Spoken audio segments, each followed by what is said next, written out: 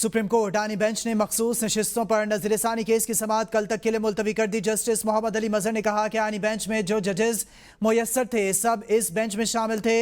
2 जजेस ने मर्जी से खुद को बेंच से अलग कर लिया। इसके बाद जो जजेस मुयस्सर थे वो सब एक इस बेंच में शामिल हैं। प्रैक्टिस एंड प्रोसीजर जब चैलेंज हुआ था इसमें फुल कोर्ट बैठी थी, तो इस वक्त सवाल था कि अगर ये सब जजेस सुन रहे हैं तो इनके खिलाफ अपील कौन सुनेगा। तो इसमें ये सब जजेस ने अपनी अपनी राय दी थी।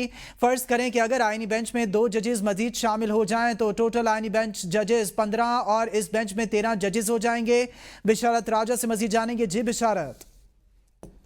मखसूस नशिस्तों का केस था और इस हवाले से फैसल सिद्दीकी साहब ने जो बेंच की तश्कील थी उस पर एतराज़ात उठाए हैं, जिस पर जजेस की तरफ से आम सवालात सामने आए हैं। जस्टिस मोहम्मद अली मजहर ने कहा कि 2 जजेस अलग हो गए तो आप हल क्या तजवीज़ करेंगे, जिस पर फैसल सिद्दीकी साहब ने कहा कि हल बड़ा सादा है, मामला जुडिशल कमीशन को भेजा जाए, जुडिशल कमीशन मजीद 2 अरकान बेंच में शामिल कर दे।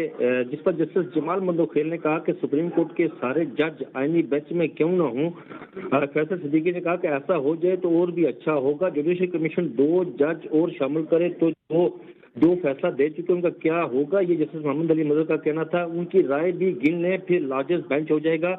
13 रुकनी बेंच की आईनी तशरीह का छोटा बेंच बदल नहीं सकता। ये फैसल सिद्दीकी थे जो बेंच की तश्कील पर एतराज़ात उठा रहे थे। बेंच पर एतराज़ से मुतल्लिक़ सुन्नी इत्तेहाद कौंसिल के वकील फैसल सिद्दीकी को कल तक अदालत ने दायर मुकम्मल करने की हिदायत की है।